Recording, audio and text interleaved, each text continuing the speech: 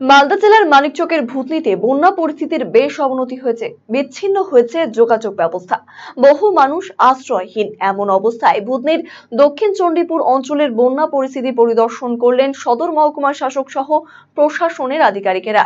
পাশাপাশি বন্যা দুর্গত মানুষদের জন্য আশ্রয় শিবির ভূতনির চণ্ডীপুর হাই স্কুলে গিয়ে মানুষদের সঙ্গে কথা বলেন প্রশাসনের আধিকারিকেরা। শুক্রবার নৌকায় করে দক্ষিণ চণ্ডীপুরের বিভিন্ন বন্যা কবলিত এলাকা পরিদর্শন করেন তারা।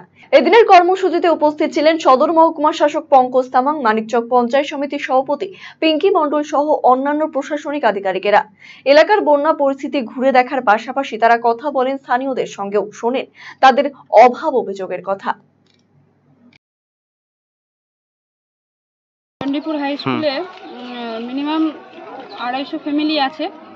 তো তাদের সাথে কথা বললাম যে যারা বয়স্ক আছে, যারা বৃদ্ধ আছে, অসুস্থ আছে, হ্যান্ডিক্যাপ আছে বা ছোট বাচ্চা আছে এবং প্রেগনেন্ট মহিলারা আছে, তারা যাতে এই দিকে চলে আসে এবং জিনিসপত্র তো আছে তাদের বাড়িতে, তারা যেন একজন দুজন থেকে যাক দেখাশোনা করার জন্য এবং বাকি সকলে আমাদের মানিকচক কলেজের হোস্টেল আছে, বয়েজ হোস্টেল এবং গার্লস হোস্টেল, সেখানে এসে তাদেরকে শিফট করা হবে। যাবতীয় ব্যবস্থা করা আছে? হ্যাঁ, সব রকম ব্যবস্থা করা আছে। লাইট, ফ্যান, মানে হোস্টেলে যেরকম যাবতীয় জিনিস থাকে, আর 3 বার খাওয়া দাওয়া। এখানে কি সমস্যা আছে? এখানে সমস্যা আছে স্কুলটার একটু অনেকদিন আগেকার, তো 1947 না সামথিং এরকম আগে হওয়া, তো একটু দুর্বল আছে।